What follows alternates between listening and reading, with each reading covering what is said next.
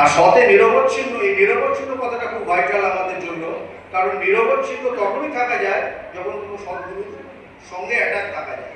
Without সদ্গুরু আমরা এই consistency ধরে রাখতে পারি না। খেয়াল মাফিক আমরা আধ্যাত্মিকতা আমাদের ধর্ম পালন করি। তাই জন্য ঠাকুর বলল সতে নিরবচ্ছিন্ন সংগ্রহ থাকাকেই ভক্তি বলে। সেই উপলক্ষে খালি একটা কথা বলে শেষ করি, সংক্ষেপ যদিও খুব সময় খুবই কম, ঠাকুরের কথা বলতে উঠলে একটার পর একটা কোরিলেটেড। একবার একটা কথা বলি যে আমরা যে এই সৎসঙ্গের সঙ্গে যুক্ত, আমাদের করণীয় সম্বন্ধে ঠাকুর বারবার অ্যালার্ট করছে। একবার ঠাকুর আশ্রমে বসে আছে দেওঘরে, সামনে অনেক বিদগ্ধ বরিষ্ঠ ব্যক্তিরা বসে আছে, সেখানে কিরণচন্দ্র মুখোপাধ্যায় বসে আছে। ঠাকুর বারবার তাকে ইশারা করে একটা গাছে ফুল ফুটে আছে, ফুলটা দেখাচ্ছে। তা কিরণদা ইশারাটা বুঝতে পারছে না। অনেকক্ষণ পর ঠাকুর বললো, আমি কি কইছি তুই বুঝতে পারিস? কিরণদা ওদিক থেকে বলছে, না ঠাকুর আমি ঠিক বুঝতে পারলাম না।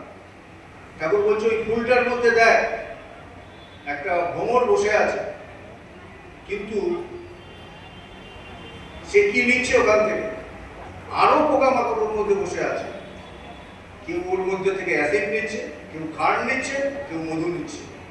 বলে ঠাকুর বললেন, সারা আমার এখানেও তাই, অনেক মানুষ আসে কিন্তু সবাই আলাদা আলাদা মাল নেবার পারে আসে। তা আমরা সবসময় যখন যাই, ঠাকুর বাড়ি যাই, গিয়ে দেখি যে হ্যাঁ আমরা ঠাকুর বাড়ি তো এসেছি, নাট মণ্ডপের চারি সাইড কিন্তু ঘোরাঘুরি করছে, আচার্যদের বসে আছে, কিন্তু তার সঙ্গ না করে আমরা দেখি চারিদিক ঘুরছি। কারণ ঠাকুর বাড়ি গেছি আমরা কি জন্য, সেই উদ্দেশ্যটা আমরা ভুলে গেছি। তাই সবাই আমরা সৎসঙ্গে যাই, ঠাকুর বাড়ি যাই, কিন্তু আমরা উদ্দেশ্য থেকে বিচ্যুত হয়ে যাই।